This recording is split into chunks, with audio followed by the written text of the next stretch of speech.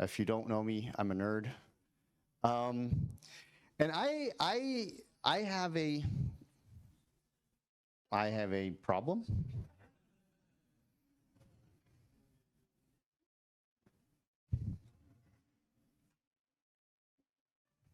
Yay, I have a screen again. I have a terrible confession to make to all of you. I've been cheating on you. I've been having an affair with my ex. See, I haven't always been a C++ programmer. Back in the day, I started with hardware. And, you know, end of the 90s, hardware was cool. All the cool kids were doing it. Well, not really, but I was doing it.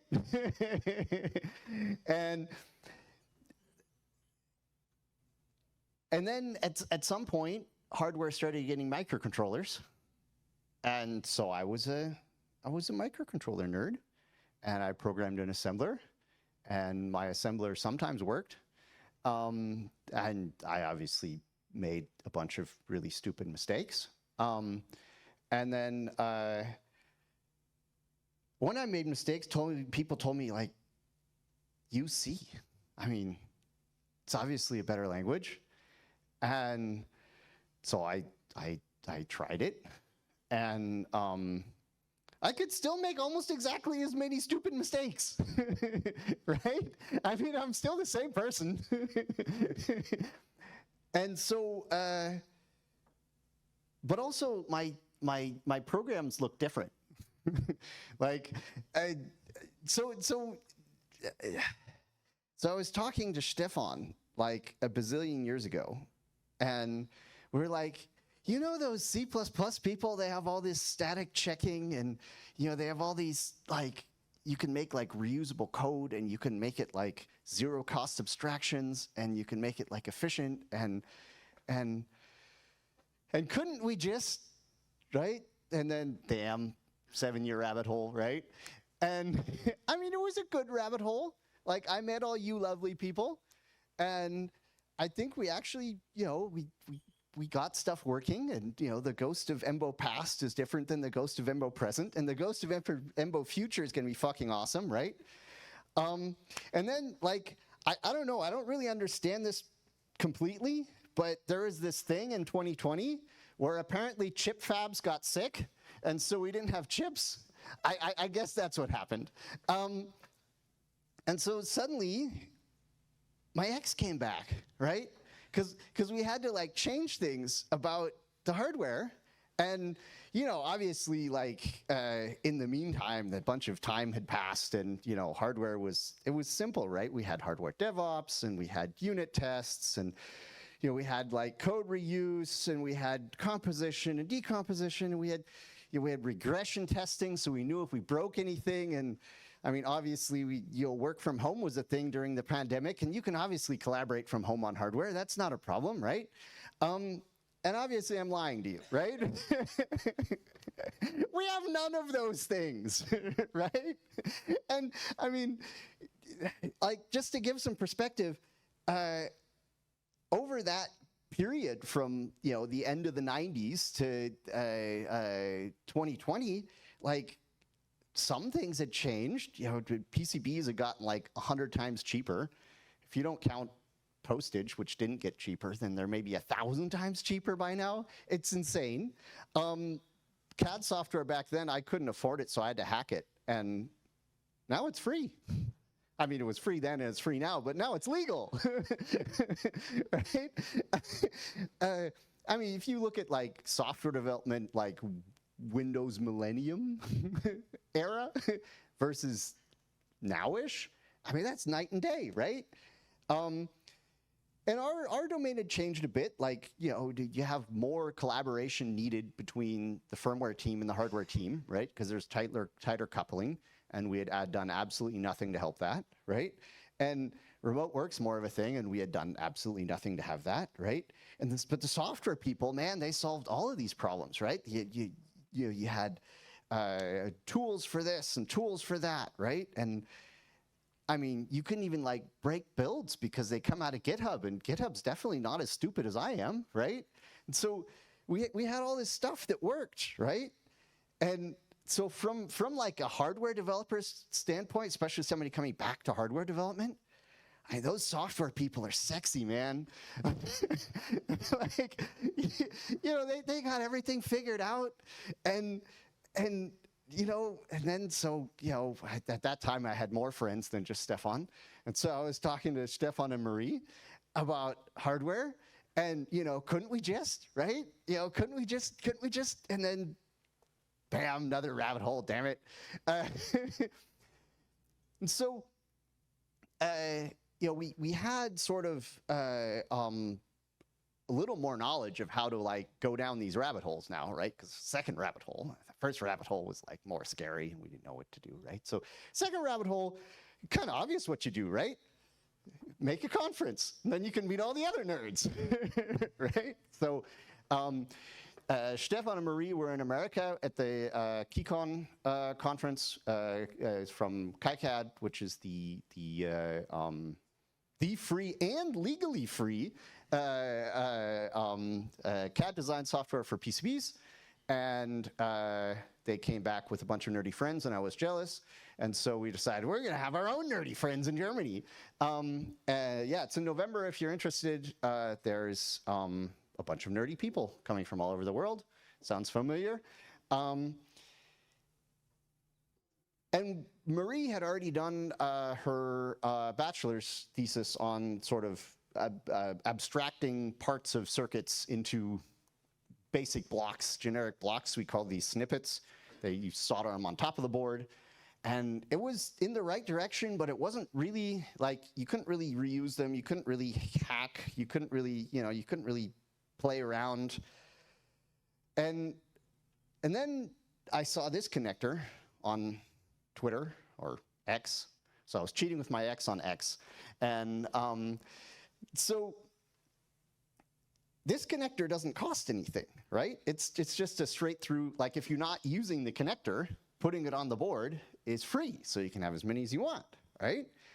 And it's 10 pins and it's pretty small, and okay, well, why don't we make that the connector, right? Because I want to be able to experiment, right? I mean, you know, like connect this thing with that thing. That's always a good idea, right? Well, maybe it's a good idea. So here's another thing that's a good idea, right? I mean, we saw in yesterday's talk, we saw this board, right? It's a ST-Link debugger. And so obviously, if you have a conference and you have a really good sponsor that's just like great people and always show up every conference and make, you know, great hardware, obviously talk about other stuff, right? Because this one has this connector on it, right? And the question is, can I plug this into that?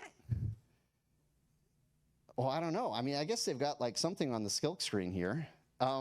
So we've got this connector that's a debug connector. And we got that connector that's a debug connector.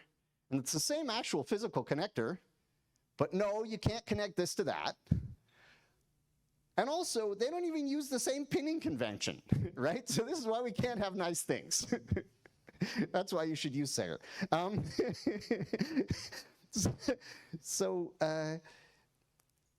Like, also, as a parent, I want to, like, you know, those of you who are not yet parents, and especially those of you who are parents, no, you shouldn't connect this to that, okay? Just so we're clear, right? But, I mean, in that case, like, your gut says, yeah, maybe I probably shouldn't connect this to that. But if you see just a plug, right? Oops. If you see just a plug, well, can you connect this to that? I don't know. I mean, they still don't sell magic smoke, so you can't make it go in reverse, right? So, but obviously we didn't care about that. We were all like super motivated, and we were going to edge connector all the things, right? Because I don't want to just make edge connectors for debug. I want to make edge connectors for everything, right? Because then I can decompose all my circuits into little pieces, and I can connect them together, and if something doesn't work, then I can throw it out and connect something else, and I can unit test them and whatever. So edge connector all the things, right?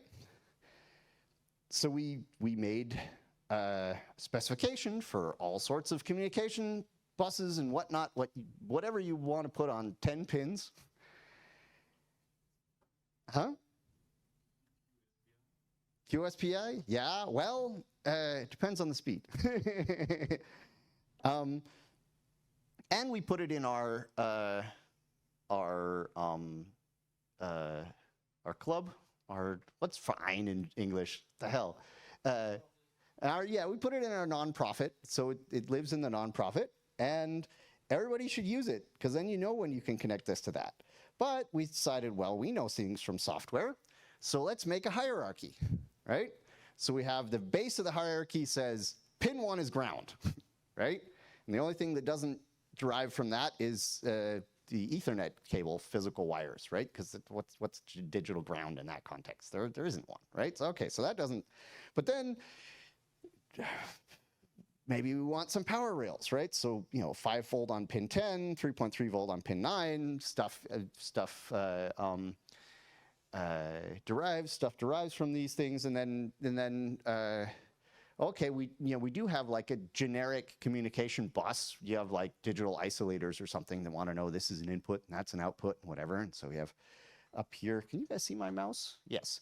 Up here we have, the number 100, the generic digital interface basically says, hey, you've got 6 pins of stuff plus power rails, and this pin's going to be input, and that pin. And if you have a bidirectional pin, it's always this pin. And so it's compatible with a bunch of isolators, level converters, that kind of thing, right? And so this is what sort of that looks like in I bought it from China form.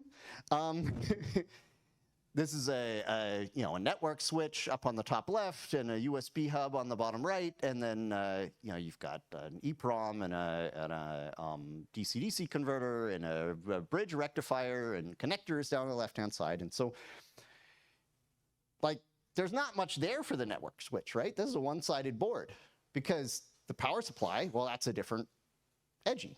That's a different board.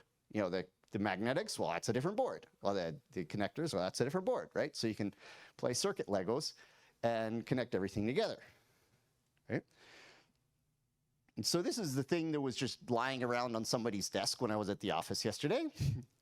And we have on the left here is a microcontroller.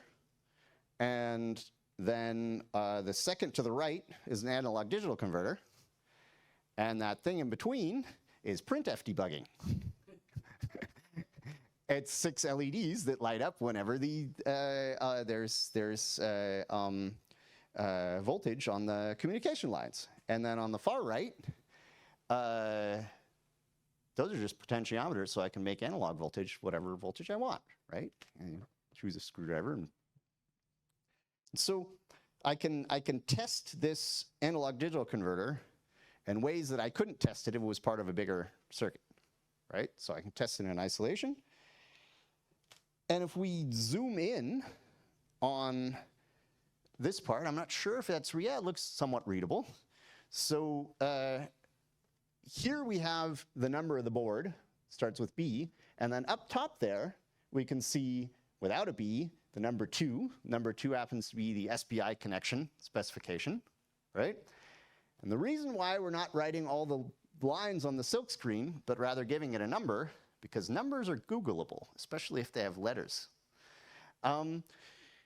So because otherwise we wouldn't have been able to write this at all, because here we see this is 100, right? This is the generic digital interface. And so what would we have written here, right?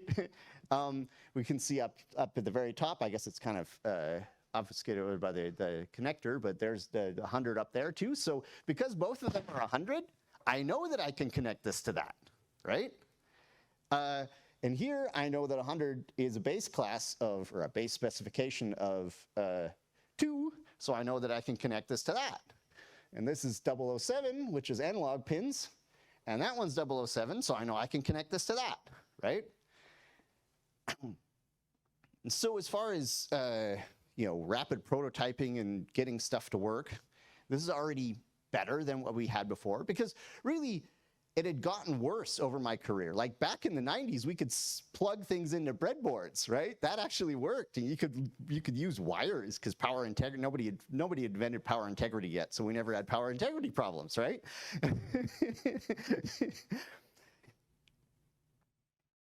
So this connector doesn't have a number. It should have a number. But I read the data sheet, and I'm still not sure if you can connect this to that. So yeah, let's forget this product, obviously. So this is sort of, I mean, the people that don't know what we do, we make monitoring systems, which basically means there's some physical quantity somewhere, and it gives you some information about whether something is working the way it should or not. And it's our job to measure that physical quantity, archive it, run algorithms on it, figure out whether something bad is going to happen in the future, and then distribute that information in the correct way to the correct person at the correct time, which means me and Tabe have been writing TypeScript for a while so that you have a sexy interface on the top, right? I mean, if I knew anything about sexy, I'd probably be dressed differently. But anyway, so we have a lot of sensors, like physical sensors, because apparently circuit design is not the only thing that's been sleeping for 20 years. Industrial sensors are basically the exact same thing as they were 20 years ago. And you know what? Ethernet's a thing, right? And so we do everything over power over Ethernet. And so up top right, there's the power over Ethernet Edgie. And in the middle, there's the microcontroller plus Ethernet Mac and Phi Edgie, right? And you don't have to plug them. You can also solder them together with the standard 0.2 millimeter pitch, 2 millimeter pitch connectors. And so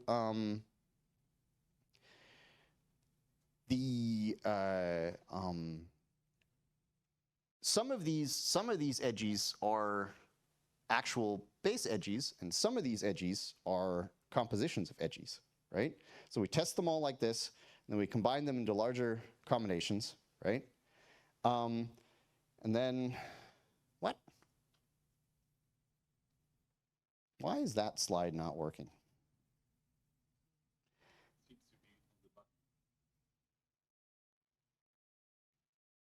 Weird. Anyway, so the question is, like, I have that blinky edgy in the middle there, and if I have this as a microcontroller, and everything passes through from this side to that side, the next slide is a picture of this board here, right? So there's two. So one of them is the where I'm writing my firmware, and the other one has a firmware from SIGROC, and the output of SIGROC shows me what is going across the wire, right? SIGROC's a logic analyzer. There is a driver for a SIGROC analyzer for the Raspberry Pi microcontroller that's compatible with this board, right? So yeah, you know, earlier I was talking about how if you have a really, really good sponsor for your conference and they're great people and they have a great product, you shouldn't sell alternatives. I mean, this is kind of what emBEF does, right? But here's the thing. While emBEF works like out of the box and actually saves you time, this doesn't, right? I mean, that's the thing with like open source stuff, at least in the beginning. I mean, eventually it usually gets good, but in the beginning, nothing works. So I actually had to steal that picture of SIGROC because my SIGROC always crashes for some reason. And I don't know if it's the driver or the driver for that specific hardware in SIGROC, or it's my computer. I have no idea, but I couldn't get that to work, even though I wanted it to work, right? Layer 8 problem. Yeah, it's that damn layer 8. So what about like real hardware, right? This is somewhat real hardware, right? This one here, you know those stack lights that go on industrial machines where it's like green, and then when something happens it turns yellow, and then you have red, and then you have like a meh, meh, meh, meh on the top if it needs to be really red. This screws into the base of that thing because that thing just has wires, and wires are stupid because then somebody has to install them that knows what wires do, right? So my kids can install Ethernet, and so we want Ethernet to come out of that thing. And so this is an industrial waterproof Ethernet connector. And on here, we have all the Ethernet-y stuff to turn the lights on and off, right? And on the right, that is a Raspberry Pi compute module. It's up on stilts because of the chip shortage, because, yeah, we had to use a different one for a while. And it's a Ethernet, an 8-port Ethernet switch, and a power over Ethernet host and whatnot, right? And these are all built out of Edgies. So this is the one on the left. We have Edgie number 18, which is the microcontroller. And then we have Edgie number 78, which is the Ethernet Mac and Phi that you can talk to over SPI. And then we have the magnetics. And from the magnetics, you have the connector. And you have power over Ethernet, which has to go through a rectifier first. It's part of the power over Ethernet standard because you don't want things to burn when you use a crossover cable. And then we have a power over Ethernet power device and a buck to step the voltage down. And those are all Edgies, and then it's sort of down in the right-hand corner, we have the MOSFETs that actually turn the lights on and off. And we don't have to make an Edgie of that because it's trivial, and obviously guess where we screwed up. Guess where we screwed up. But yeah, so this thing is in version 1.2 and now works. By the way, the Mermaid plugin for GitHub allows you to write this just in code, in Markdown files, and so you can get graphs out of Markdown without external tooling. And so we can get composition working, right? Like that's something that we used to be lacking, right?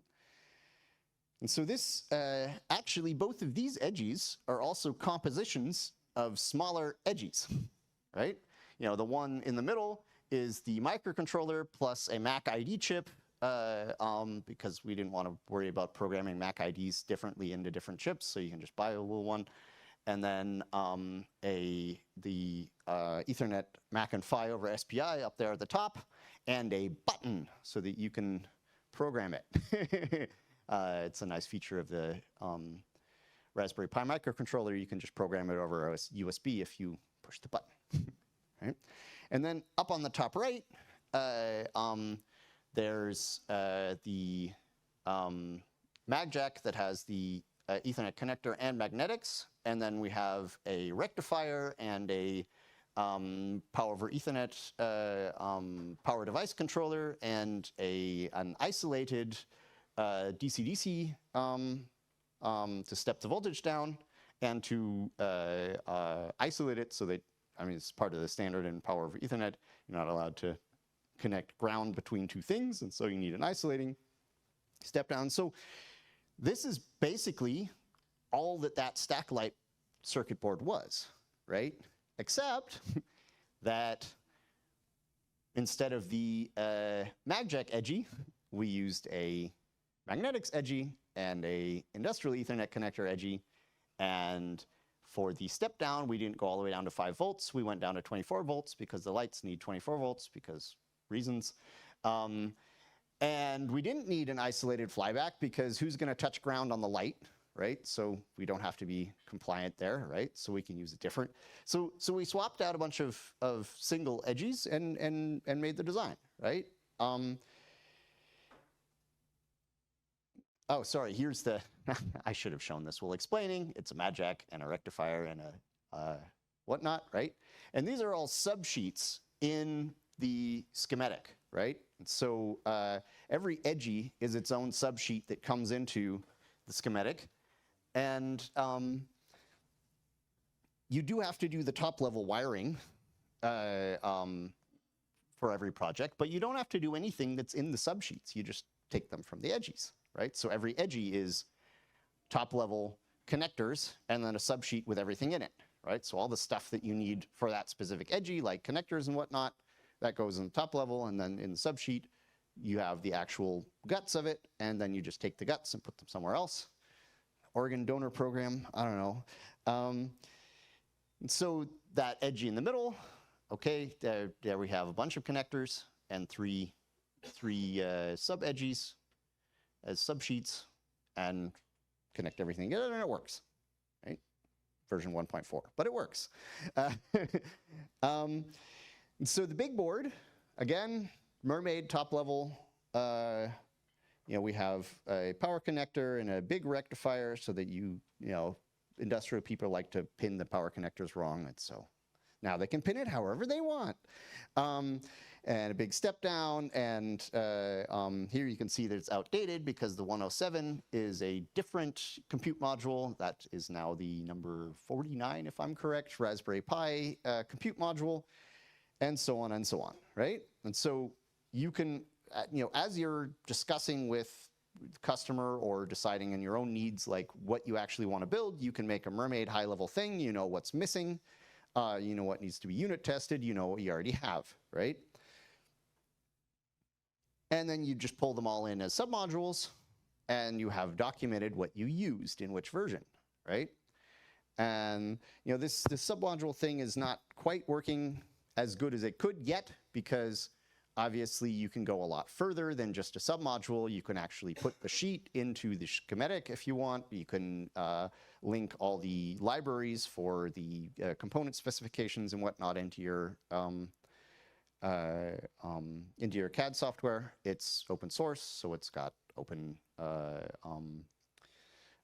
source file formats, and so there are Python scripts that just do this, and so theoretically, someone should write a GitHub plugin. I don't know who should do it, but yeah. Yeah, I have company in this rabbit hole. Yeah, I mean, I do GitHub extend custom command where you just say git add Edgie rather than submodule, and then give it the repo, and then it pulls it in and puts it in your schematic, right? And so the naming convention of the Edgie boards, I forgot to say this earlier, but here we can see the number of the board is either B or C. It's a B if it's actually a low-level Edgie, and it's a C if it's a composition of Edgies. And that first part, OSF, that's for the Open Skunk Force, our nonprofit. And we hope that other people make Edgies to the Edgie specifications and use their own mnemonic in the beginning. And we have a list of all of the tested Edgies, all of the in-progress Edgies, and so on. And so if you actually do want to make one of these, then tell us, and we'll put it in the list of all the known Edgies. So there's also, coming out of KiCad, and also relatively new, like within the scope of this rabbit hole, there are new tools that some of which we have a little bit to do with, most of which we don't, but there are new tools to run in GitHub Actions so that if you, right now in our repository, if you tag a version number, then it will run a bunch of bots and spit out production files and spit out documentation and spit out a render of the board and whatnot. And that's getting closer to one-touch build systems. I asked the JLC PCB X account how many boards I'd have to order before they give me an API. They said a lot, so that might need to wait, but I mean, eventually that's what you want, right? And the advantage of doing everything in Edgies first of all, and then composing it together is because screwing up on the big board's way more expensive, right? But also the component specifications come in with the subsheet, right? So if you specify in the schematic the part numbers and whatnot, then you import that schematic as a submodule and as a subsheet into a larger schematic. All the part numbers come, and you've already tested whether they actually fit on the footprint that you made, right? Not that I make those kinds of mistakes, but someone else under my name. Yeah, we're getting closer to one-touch build. We also run a design rule check, and those are getting better. That's like compiler errors if you haven't used, and they'll say, oh, well, I don't know, these two nets are shorted together. Did you actually want to do that? And well, probably not. This track is way too thin or way too close to the edge of the board. And yeah. The problem is that the PCB manufacturers have all sorts of different specifications, and they always change them and whatnot. It would be nice to have a bot that would tell you that, so that the night that you order the production version, you don't have to redo everything because they changed their specifications, right? It'd be nice to know exactly when their specifications change and which one of your repos got broken, right? Like, there's potential for endless tooling here, right? So the question is, like, can we actually do remote work? I mean, we stopped thinking about this as soon as we were allowed to all go back to the office. But theoretically, if you have all of the inputs that someone would want to measure on the circuit board connected in as, SIGROC or whatever open source project or closed source project logic analyzer inputs, then somebody just has to connect it together and give an IP address, and somebody SSHs in from somewhere else and can test firmware and whatnot. And yeah, we do almost all firmware testing at this point over Ethernet. Usually we're very close to the board because we actually are in the office, but theoretically you could do it from somewhere else, right? So that's getting more interesting. I don't know, most of you saw the emBO talk about putting open source repositories connected to some box in the cloud where they could actually test it out. You could actually take that a whole lot further if you had a bunch of Edgies connected onto the emBO box. You could look at voltages coming out of the digital analog converter. You could look at, all sorts of things, right? And so this is making sort of hardware design a little more like software design, which I think is a good thing, right? I mean, we can't copy everything, but we sure can copy a lot, right? So since I know how open source works, and I have a problem where SIGROC doesn't work where I need it to work, I brought 80 Edgies. If you want one, you can have one. You don't actually have to fix SIGROC, but if someone here does, that would be really cool. So we're going to do questions, and then I'll hand out boards to anyone who wants one. Yeah.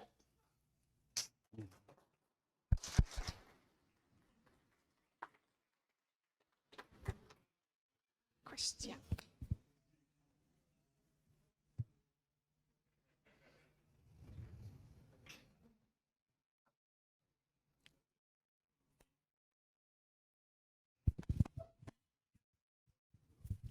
Thanks for the talk. It's cool to see software engineering practices making it to the hardware field.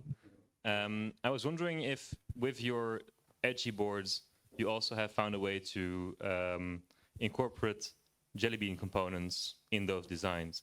So like things that are pin compatible or compatible in such a way that you could also say during a chip shortage, oh, I have the Ethernet thing, it has this interface, I can just swap out this one piece in my BOM. Yes. I mean, that's one of the original ideas behind it, right? So yeah, because we had chips that we couldn't get during the chip shortage, and then you'd redesign the board, and okay, we got it working with another chip. Well, now we can't buy this chip either, right? And so, there's a certain amount of periphery that goes around every chip, right? It's going to need its own decoupling caps and its own this and that, and that's going to be different based on chips, but at some level, it's a generic interface, right? It talks over SPI, it measures analog something, right? All ADCs are relatively close to the same, and so yeah, I mean, you can swap them out, and yeah. So generally, yes. I'm not sure what the term jelly bean component means. Maybe I'm missing something. Literally a pin compatible component. So if you had like a specific Ethernet chip, for example, on your Edgy board, you could find like from a different vendor something that matches exactly the pin out. Might function a bit differently, but since you can unit test them, yeah, that might be interesting. Yeah. We definitely do that. Like we have I think 6 different rectifiers based on how much power you need. We have like a DC-DC step down to 5 volts. I think we have like 8 of them now, depending on how much power you could swap one for the other. I think we have like 20 ADCs or something, and okay, they do have a different amount of channels, but yeah, most of the time you can swap one for the other. Yeah, that's the goal, right? Just like software libraries where you can swap stuff out, right? And also, if anyone is bored enough to want to do like a Tindy store for Edgies, please do that. I will send you some Edgies for free. Yeah, you can. I mean, JLC is getting to the point where you could almost just take the production files from the repository that are generated by the GitHub action, send them to JLC, and it's actually not that bad. Like this board from JLC, if you order 5 of them, I think they cost $10 each, which is okay. And if you order 100, they cost $2.50 each, right? Like it's not bad. And so, yeah, I mean, you probably could, if you ordered in larger batches, and then you actually could use other people's stuff, right? You could just plug it together, and yeah. So yeah, I mean, that's the goal. And we did run into one problem with Ethernet connectors. We have like 10 different, maybe 15 different Ethernet connectors. And there is a difference. Some of them have the center taps connected together, and some of them don't. And when you have center taps connected together, you have to use the Ethernet PHY differently, or else it'll think that there's something connected when it isn't. So yeah, variant management is hard, but yeah, generally, that's the goal. So speaking of software problems and solving them in hardware, how are you handling merge conflicts with PCBs? Yes, pull request welcome. Yeah, merge conflicts with PCBs, it's a harder problem in general because it's like, I mean, with the schematic, it is like white space changes are detectable, right? If the net list is the same, somebody probably just moved a wire somewhere, or and when things are different, you actually can explain in text what changed, right? Whereas the actual PCB, like, how are you even going to do that, right? Like, okay, this wire, this copper track moved a little. Well, that's not white space, right? That does change the EMI of the whole board and everything, right? And so, and as far as diffs, like, I mean, I guess like a visual diff maybe. I mean, it's not trivial. There are some. Stefan probably knows more about people working on this. Yeah, there's actually a project called catlab.io, and the guy from catlab wrote a visual diff tool for KiCad PCB and KiCad schematic files. I integrated that into our repositories at one time, but then I broke it, and then I tried fixing it, and then I broke it again, so I stopped at some point. But again, we're still the same people, right? So, yeah. I mean, no amount of tooling. There is a possibility to have visual diffs and to automatically show them in the pull requests. It's just a whole lot of work, and as Odin said, pull requests are always welcome. Any other questions? I don't see any. Great. Then thanks for introducing us to Edgies.